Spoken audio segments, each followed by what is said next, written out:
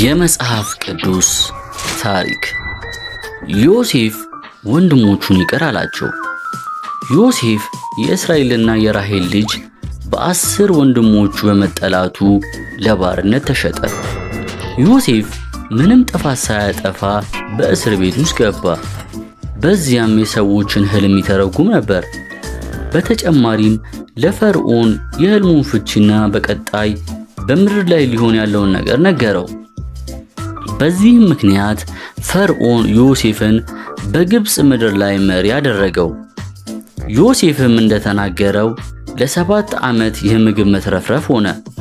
ነገር ግን ዮሴፍ ይህ ዓመት እንደሚያልቅ አውቆ ስለነበር ትልቅ የእህል ማከማቻ አዘጋጀ። ከዚያም 7 ዓመት የረሃብ ጊዜ ጀመረ።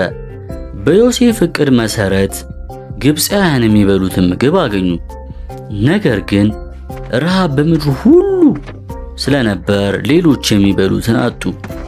ብዙዎችም ምግብ ለመግዛት ወደ ግብፅ መጡ።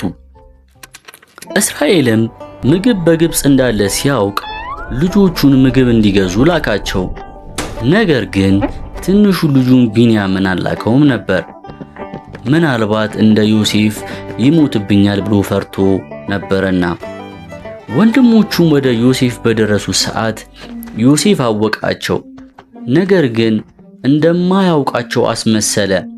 ሊፈትናቸውም ፈለገ። አንዳቸውም ተመልሰው ቢንያምን እንዲያመጡና ሌሎቹ ደግሞ በእስር ቤት ለ3 ቀን እንዲቆዩ አደረገ። ከ3 ቀንም በኋላ ከአንዱ ወንድማቸው ውጪ ሌሎቹን ወደ ሀገራቸው እንዲመለሱና ተመልሰው ሲመጡ ቢንያምን ይዘው እንዲመጡ በትእዛዝ ላካቸው።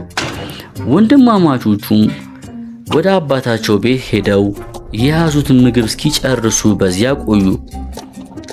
ከዚያም ተጨማሪ ምግብ ለማግኘት ቢንያምን ይዘው ወደ ግብፅ ተመለሱ። ዮሴፍም ታናሽ ወንድሙን ቢንያምን ሲያይ የታሰረውን ወንድማቸውን ፈታው።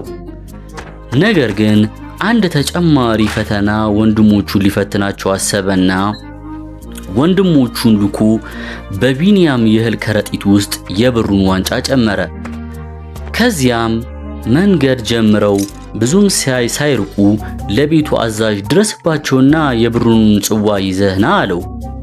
አዛዡም ሲደርስባቸው ገና ከከተማው ብዙም አልራቁም ነበር። ከዚያም ሲፈተሹ በቢንያም ከረጢት ውስጥ ተገኘ። ወንድማማቾቹም ተመልሰው በዮሴፍ እግር ስር ሰገዱ። ዮሴፍም በስተመጨረሻ ማን እንደሆነ ነገራቸው። በግብፅም ምድር የደረሰበትን ሁሉ ነገራቸው። ወንድማማቾቹ ዮሴፍን ለመጉዳት አደረጉት። እግዚአብሔር ግን ለመልካም ነገር ቀየረው። እግዚአብሔር ዮሴፍን ወደ ግብፅ ሀገር የወሰደው የብዙዎችን ሕይወት ለመታደግ ነው።